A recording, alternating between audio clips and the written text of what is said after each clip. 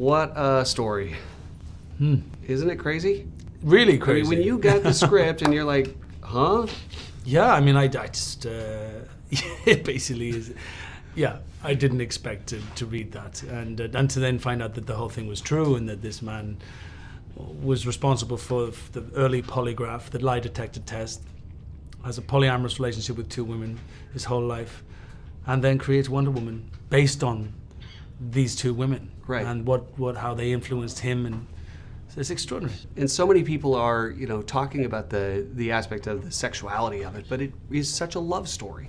It is, and it really is about the love of these 3 people and how their love for each other kept them together through a period of society, in the 1930s and 40s. Can you imagine? Like, it's extraordinary that they even survived as a unit. It was one thing to think about that, like even in current times.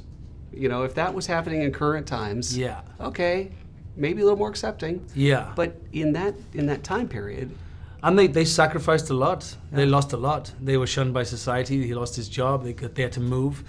They hid behind closed doors. They weren't accepted by society, and their children were ostracized. They went through a lot. But there's a beautiful scene when they're all sitting around the dinner table, and it's real life for them. It's their real life, and it's quite an honor to present a successful polyamorous relationship, which isn't for everybody, and most people wouldn't understand that, it wouldn't be for them. But we had to honor this very true story of these 3 people who made it work, and they didn't just make it work, but they were successful at it. Yeah. And he wrote this superhero character based on these 2 women in his life, and it's extraordinary that they lived together for the rest of their lives, even after he died, for another 40 odd years. And how it continued. Yeah. His legacy went on. Yeah. They got to see the success of Wonder Woman as well, which must have been an extraordinary thing. Right. With all the seriousness of it and the gravity and the weight of some of those scenes, though, how did you break the tension on set?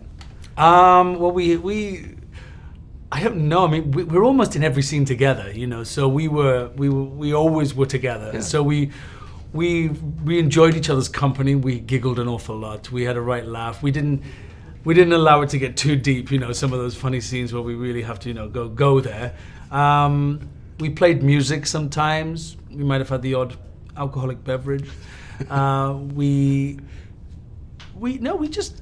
don't know. We've all felt right in our roles, and it just all sort of worked. We didn't talk about it too much, and it wasn't scripted as such. We just went for it, and what was delivered was something that hopefully comes over as quite authentic and pure and real, which is what they were. We just had to be real, and we just had to react accordingly to what we were receiving from each of them.